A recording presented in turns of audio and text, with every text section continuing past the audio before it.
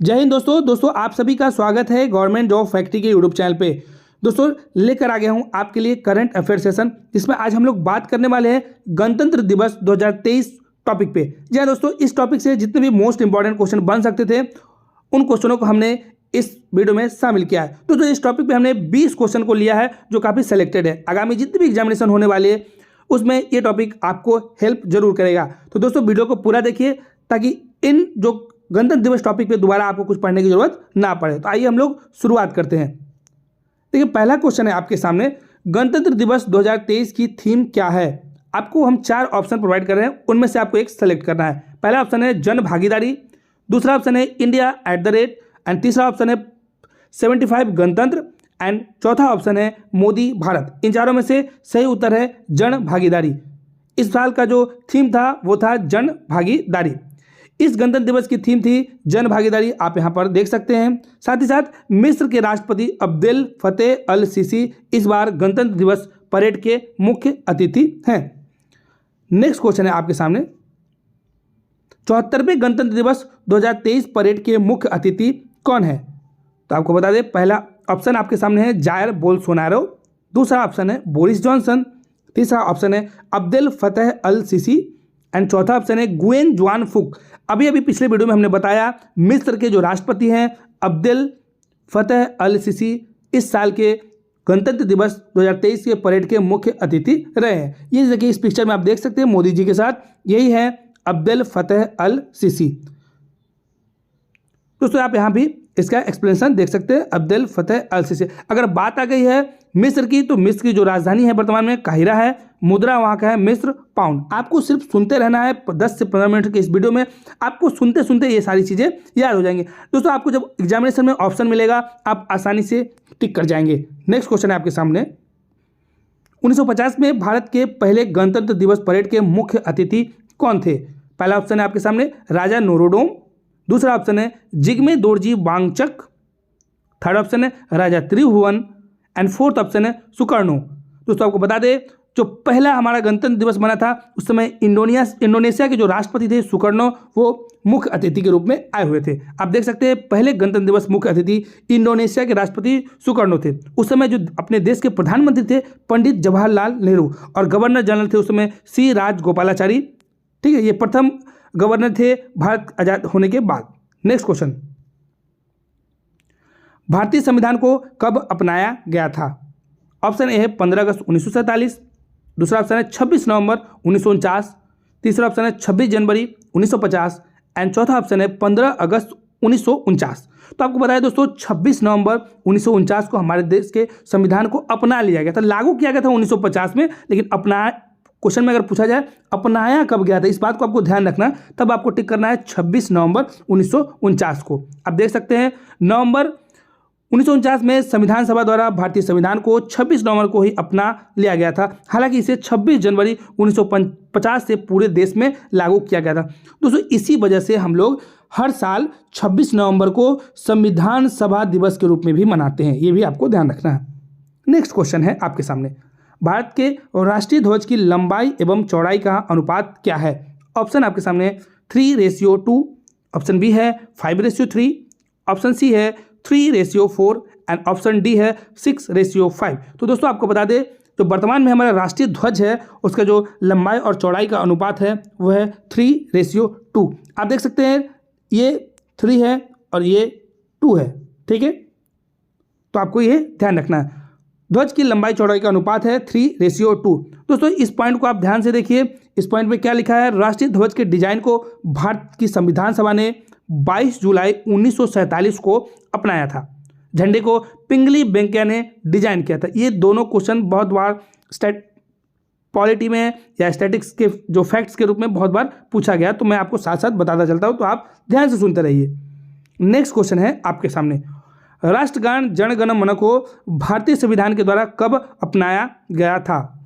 पहला ऑप्शन है 26 जनवरी 1950, दूसरा ऑप्शन है 24 जनवरी 1950, तीसरा ऑप्शन है 15 अगस्त 1947, एंड चौथा ऑप्शन है 24 नवंबर 1950। तो आपको याद रखना है 24 जनवरी 1950 को हमारे राष्ट्रगान जन गण मन को अपना लिया गया था। दोस्तों आप यहाँ देख सकते हैं 24 जनवरी 1950 को संविधान सभा द्वारा जन गण मन के हिंदी संस्करण को राष्ट्रगान के रूप में अपनाया गया था। दोस्तों इसको रविंद्रनाथ टैगोर ने भारत का राष्ट्रगान जो जन गण मन है उसको बंगाली भाषा में पहले लिखा था, बाद में इंग्लिश में भी इन्होंने ही कन्वर्ट किया था। नेक्स्ट क्वेश्चन देखेंगे, निम्नलिखित में से गणतंत्र दिवस मनाने के मुख्य कारण क्या है? पहला है इस दिन देश आज़ाद हुआ था, दूसरा है संविधान बनकर तैयार हुआ था, तीसरा है संविधान लागू हुआ था एंड चौथा है भारत पाकिस्तान का बंटवारा हुआ था। दोस्तों आपको बता दें सही उत्तर है इस दिन संविधान लागू होने की वजह से ही हम लोग गणतंत्र दिवस मनाते हैं। दोस्तों आप देख सकते हैं 26 जनवरी 1950 को ही हमारे देश का संविधान लागू हुआ था। 26 जनवरी 1949 को हमारे संविधान सभा द्वारा इसको अपना लिया गया था। देखिए इस पॉइंट को आप पहले देख लीजिए, 26 नवंबर 1949 को अपनाया गया था, ये ध्यान रखना है, और लागू कब हुआ था? 26 जनवरी 1950। आप दोनों डेट देखेंगे तो 26 नवंबर और 26 जनवरी, तो 26 जनवरी को हम लोग इसलिए चूज किए क्योंकि 26 नवंबर 1949 को अपनाया गया था, तो हम लोग ने जो डेट चुना वो 26 तारीख ही चुना। इसकी वजह से आप देख सकते हैं हम लोग गणतंत्र दिवस 26 तारीख को ही जनवरी में मनाते हैं। नेक्स्ट क्वेश्चन है आपके सामने, केंद्र सरकार ने 30 जनवरी की जगह ध्यान रखना है आपको, 30 नहीं है ये 24 है, ठीक है। तो 24 जनवरी की जगह किस दिन से गणतंत्र दिवस समारोह को शुरू करने का फैसला लिया है? पहला ऑप्शन है आपके सामने 22 जनवरी, दूसरा ऑप्शन है 23 जनवरी, तीसरा ऑप्शन है 24 जनवरी एंड लास्ट ऑप्शन है 25 जनवरी। दोस्तों आपको बता दें इस साल से 23 जनवरी को चूज किया गया गणतंत्र दिवस समारोह को शुरुआत करने के। देखिए पहले क्या होता था, गणतंत्र दिवस यानी 26 जनवरी, हम लोग 26 जनवरी को मनाते हैं, लेकिन हम लोग उस प्रोग्राम को 24 तारीख से मनाना स्टार्ट करते हैं, 2 दिन पहले से, ठीक है। लेकिन अब क्या होगा, 23 जनवरी से किया जाए। क्यों? क्योंकि सुभाष चंद्र बोस जयंती 23 तारीख को होता है, उनका जन्म सुभाष चंद्र बोस का 23 जनवरी को हुआ था। उनके जयंती को शामिल करने के लिए ऐसा फैसला केंद्र सरकार ने लिया है। आप देख सकते हैं नेताजी सुभाष चंद्र बोस के जन्मदिन को गणतंत्र दिवस समारोह में शामिल करने की वजह से यह फैसला लिया गया। सुभाष चंद्र बोस के जन्म 23 जनवरी 1897 को हुआ था। नेक्स्ट क्वेश्चन आपके सामने, गणतंत्र दिवस परेड 2023 पर कहां पर हुई? पहला ऑप्शन है आपके सामने नेहरू पथ, दूसरा ऑप्शन है कर्तव्य पथ, तीसरा ऑप्शन है अटल पथ एंड चौथा ऑप्शन है स्वराज पथ। तो आपको बता दें इस साल से जो गणतंत्र दिवस परेड जो जहां पर स्टार्ट हुआ उसका नाम था कर्तव्य पथ। दोस्तों जो पहले राजपथ हुआ करता था उसी का नाम कर्तव्य पथ में परिवर्तन कर दिया गया। आप देख सकते हैं कर्तव्य पथ। तो आपको याद रखना है, कभी कभी ये पूछा जाएगा राजपथ का नाम नया नाम क्या है, तो आपको याद रखना है कर्तव्य पथ। नेक्स्ट क्वेश्चन है आपके सामने, भारत का संविधान बनने में कितना समय लगा? तो पहला ऑप्शन है 2 साल 9 महीने 5 दिन, दूसरा ऑप्शन है 3 साल 4 महीने 5 दिन, तीसरा ऑप्शन है 2 साल 11 महीने 18 दिन एंड चौथा ऑप्शन है 4 साल 6 महीने 13 दिन। तो सही उत्तर है 2 साल 11 महीने 18 दिन। ये भी क्वेश्चन बहुत बार एग्जामिनेशन में पूछा गया। भारत के संविधान के निर्माण में 2 साल 11 महीने और 18 दिन लगे थे।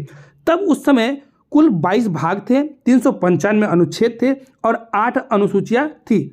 वर्तमान समय में संविधान में 25 भाग हैं, 470 अनुच्छेद हैं एवं 12 अनुसूचियाँ हैं, आप देख सकते हैं।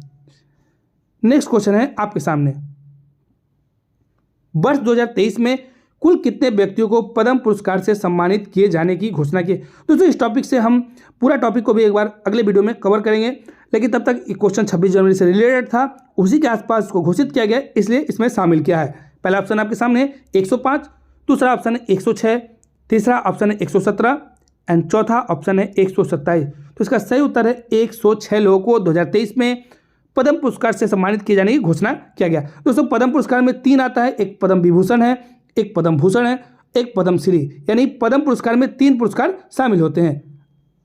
दोस्तों केंद्रीय गृह मंत्रालय ने इस साल के लिए 106 लोगों को पद्म पुरस्कार देने की घोषणा की है। देश के सर्वोच्च नागरिक पुरस्कारों में पद्म पुरस्कार शामिल है, आप देख सकते हैं 106 लोग।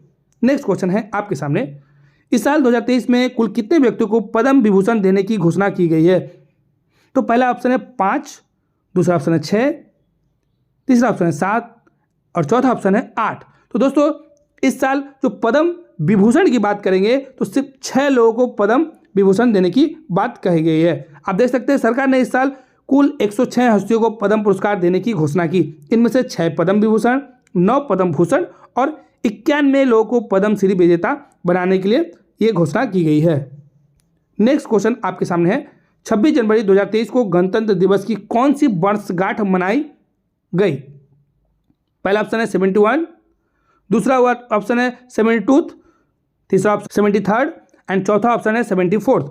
तो देखिए 26 जनवरी 2023 को जो हमारा बना इस बार गणतंत्र दिवस मनाया वो 74वां हमारा गणतंत्र दिवस मनाया गया। देख सकते हैं 26 जनवरी 2023 को भारत अपना 74वां गणतंत्र दिवस मनाया। देखिए 26 जनवरी 1950 को संविधान लागू होने के साथ ही भारत को पूर्ण गणराज्य घोषित किया गया था। यही वजह है कि हर साल इस खास दिन की याद में 26 जनवरी को गणतंत्र दिवस मनाया जाता है। नेक्स्ट क्वेश्चन हमारे सामने है, भारत का झंडा गीत किसने लिखा था? पहला ऑप्शन है रविन्द्रनाथ टैगोर, दूसरा ऑप्शन है बंकिम चंद्र चटर्जी, तीसरा ऑप्शन है श्याम लाल गुप्त प्रसाद एंड चौथा ऑप्शन है मैथिली शरण गुप्त। दोस्तों ये क्वेश्चन कंफ्यूजिंग वाला है तो आप लोग ध्यान रखेंगे। देखिए राष्ट्रगान अलग है, झंडा गीत अलग है, तो गलती से बहुत सारे लोग रविन्द्रनाथ टैगोर करके आ जाते हैं या बंकिम चंद्र चटर्जी। इसका सही उत्तर है श्याम लाल गुप्त प्रसाद, आपको याद रखना है। दोस्तों भारत के झंडा गीत की रचना श्याम लाल गुप्त प्रसाद ने की थी। मूल रूप में लिखा गया झंडा गीत इस प्रकार है, विजय विश्व तिरंगा प्यारा, झंडा ऊंचा रहे हमारा। देखिए इसको 1938 के कांग्रेस अधिवेशन में स्वीकार किया गया था, यह भी आपको याद रखना है। देखिए 1938 का जो कांग्रेस अधिवेशन कहाँ हुआ था, तो हरिपुरा अधिवेशन के नाम से भी हम लोग इसको जानते हैं, ये भी आपको याद रखना है। उस समय उसके सुभाष चंद्र बोस थे। नेक्स्ट क्वेश्चन आपके सामने, गणतंत्र दिवस परेड कहां से कहां तक होती है? पहला ऑप्शन है विजय घाट से लाल किला, दूसरा ऑप्शन है राजघाट से लाल किला, तीसरा ऑप्शन है कर्तव्य पथ से लाल किला एंड चौथा ऑप्शन है स्वराज पथ से लाल किला। तो दोस्तों वीडियो की शुरुआत में हमने बताया था इस बार जो राजपथ का नाम चेंज करके कर्तव्य पथ कर दिया गया, तो कर्तव्य पथ से लाल किला तक हर साल गणतंत्र दिवस परेड होती है। तो राजपथ का नाम बदलकर कर्तव्य पथ कर दिया गया है। दूरी की बात करें तो 8 किलोमीटर डिस्टेंस है कर्तव्य पथ से लाल किला के बीच में। नेक्स्ट क्वेश्चन है, राष्ट्रीय झंडा दिवस कब मनाया जाता है? पहला ऑप्शन है 22 जुलाई, दूसरा ऑप्शन है 26 जनवरी, तीसरा ऑप्शन है 24 नवंबर एंड चौथा ऑप्शन है 15 अगस्त। दोस्तों 22 जुलाई हर साल हम लोग झंडा दिवस के रूप में मनाते हैं, आपको ध्यान रखना है। झंडा दिवस 22 जुलाई। पहले क्वेश्चन में हमने बताया था राष्ट्रीय ध्वज को जो डिजाइन किया था पिंगली वेंकैया जो थे, उन्होंने राष्ट्रीय ध्वज को डिजाइन किया था। अगला क्वेश्चन है, भारत के राष्ट्रीय ध्वज के मध्य में बने धर्म चक्र का रंग क्या है? देखिए दिखने में बहुत आसान है कि नीला दिख रहा है, ऑप्शन कुछ इस प्रकार से होता है कि आपको एग्जामिनेशन में कंफ्यूजन हो सकता है। तो पहला ऑप्शन है नीला, दूसरा ऑप्शन है काला, तीसरा ऑप्शन है गहरा नीला एंड चौथा ऑप्शन है समुद्री नीला। तो आपको ध्यान रखना है नीले में इसका सही उत्तर है गहरा नीला। देखिए सफेद पट्टी के मध्य में गहरे नीले रंग का एक चक्र है जिसमें 24 तिलियां होते हैं। यह इस बात का प्रतीक है कि भारत निरंतर प्रगतिशील है। अगला क्वेश्चन आपके सामने, भारतीय राष्ट्रीय गान का अंग्रेजी में अनुवाद किसने किया था? तो दोस्तों पहला ऑप्शन सरोजिनी नायडू, दूसरा अरविंद घोष, तीसरा रविंद्रनाथ टैगोर एंड चौथा ऑप्शन है BC चटर्जी। दोस्तों राष्ट्रगान को लिखा भी था रविंद्रनाथ टैगोर ने और इसका अंग्रेजी में अनुवाद भी किया था रविंद्रनाथ टैगोर ने। खुद गुरु रविंद्रनाथ टैगोर ने अपने इस गीत का 1919 में अंग्रेजी अनुवाद the morning song of India के नाम से किया था। राष्ट्रगान पहली बार 1911 के कांग्रेस अधिवेशन कोलकाता में गाया गया था, ये भी आपको याद रखना है। नेक्स्ट क्वेश्चन आपके सामने, भारत में कितने राष्ट्रीय अवकाश मनाए जाते हैं? पहला ऑप्शन है 4, दूसरा ऑप्शन है 3, तीसरा ऑप्शन है 2 एंड चौथा ऑप्शन है 5। तो आपको बता दें भारत में 3 ऐसे हैं जिसको राष्ट्रीय अवकाश के रूप में जानते हैं, 26 जनवरी, 15 अगस्त और गांधी जयंती 2 अक्टूबर। आपको याद रखना है 26 जनवरी, 15 अगस्त और 2 अक्टूबर भारत के 3 राष्ट्रीय अवकाश क्रमशः गणतंत्र दिवस, स्वतंत्रता दिवस एंड गांधी जयंती के रूप में मनाए जाते हैं, आपको याद रखना है। नेक्स्ट क्वेश्चन है आपके सामने जो अंतिम है, भारतीय संविधान का निर्माता किसे माना जाता है? पहला ऑप्शन है सच्चिदानंद सिन्हा, दूसरा ऑप्शन है डॉक्टर राजेंद्र प्रसाद, तीसरा ऑप्शन है डॉक्टर भीमराव अंबेडकर एंड चौथा ऑप्शन है महात्मा गांधी। तो आप सब में से मैक्सिमम लोगों को पता होगा डॉक्टर भीमराव अंबेडकर को भारतीय संविधान के निर्माता के रूप में हम लोग जानते हैं। ठीक है दोस्तों, भीमराव अंबेडकर को भारतीय संविधान का जनक माना जाता है। वह स्वतंत्र भारत के पहले कानून एवं न्याय मंत्री थे, ये भी आपको याद रखना। इन्होंने देखिए एक समाचार पत्र का प्रकाशन किया था, उसका नाम था मूक नायक यानी मूक नेता। ये जो गोलमेज सम्मेलन हुआ था ब्रिटेन में, इन तीनों गोलमेज सम्मेलन में एकमात्र भारतीय व्यक्ति थे जो शामिल हुए थे। तो आपको ये फैक्ट्स भी याद रखना। दोस्तों हर साल हम लोग 26 नवंबर को संविधान दिवस के रूप में मनाते हैं। हैं। तो दोस्तों ये टॉप 20 क्वेश्चन थे जो इस बार गणतंत्र दिवस से रिलेटेड थे, जो हमने इस वीडियो में कवर किया। तो दोस्तों इस प्रकार की बहुत सारे टॉपिक वाइज हम पर डेज करंट अफेयर लेकर आते हैं। तो जो भाई लोग भी, जो बहन इस चैनल पे नए हैं, इस चैनल को सब्सक्राइब जरूर कर दीजिएगा। आपको इस चैनल पे एकदम सही जानकारी और सही तरीके से तैयारी करवाया जाएगा। बहुत बहुत धन्यवाद दोस्तों।